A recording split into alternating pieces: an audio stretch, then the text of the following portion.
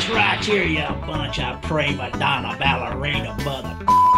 Hi, welcome to SBR Videos. I'm Peter Loshak. Today is July 21st, and we are doing our regular MLB betting update show with Doug Upstone. Right now, we're going to take a look at the NL West. Doug Upstone, thanks for being back with us. Hi, Peter. Glad to be back. And yes, this division has kind of gone up and down a little bit at the top. Some kind of peculiar things have happened, and they're kind of reversing themselves once again. Well, your forecast from the last video, generally pretty good. You said bet on the Dodgers, and they did go 11-9 for a plus 2.3% ROI, and you also said bet on San Diego unders. Continue betting that. That's probably been the bet of the year all year in baseball. And as of our last video, they were a huge under trender, and that it got even worse since our last video. 5-14 over under since our last video, so great call on that one.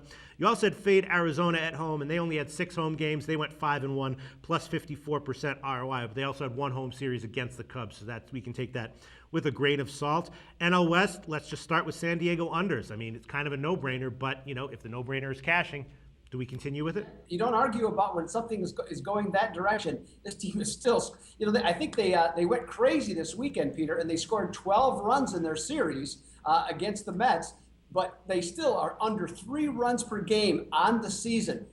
I don't see how this is going to change. It's kind of like a broken record. I keep saying they can't hit, but their pitching is good, playing in a big ballpark.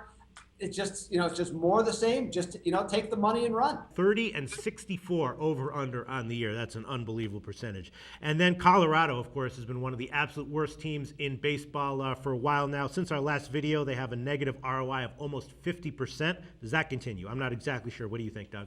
Yeah, I think it does. As an underdog, they're 20-41 at plus 100 or higher. And with the way this team is set up, I think that's going to continue. The pitching is no good. That number of the guys in the lineup are banged up. Some guys are healthy. Some guys are not.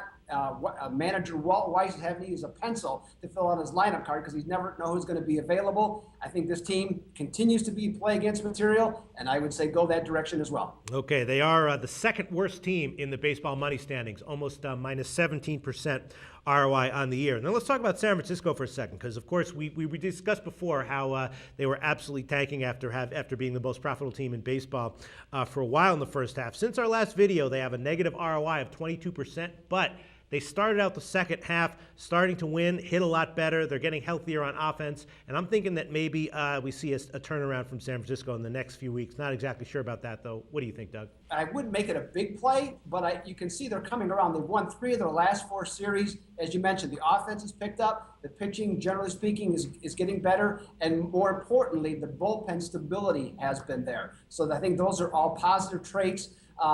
As we talked about last week in the National League Futures, is that this team, I don't think they were as good as how they started, but I don't think they were as bad as what they were. This is a team I think that has potential to win around 90 games.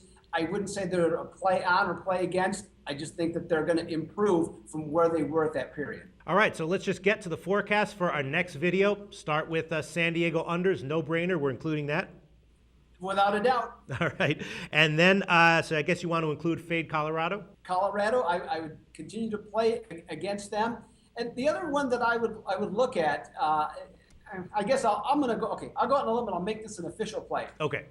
The Dodgers, okay, when the Dodgers are favored in the 135 to 175 range, I would look to play against them, particularly at home.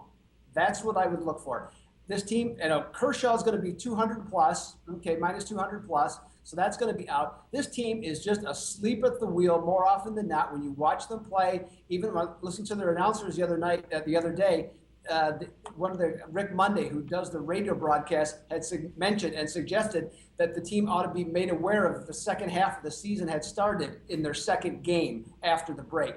I don't think this team can be trusted. I would definitely not bet on them for futures, and I don't like them in that price range, especially at home, going forward. Okay, I would roughly agree with that. So you got 3 forecasts so far for the NL West, and you want to leave San Francisco alone then?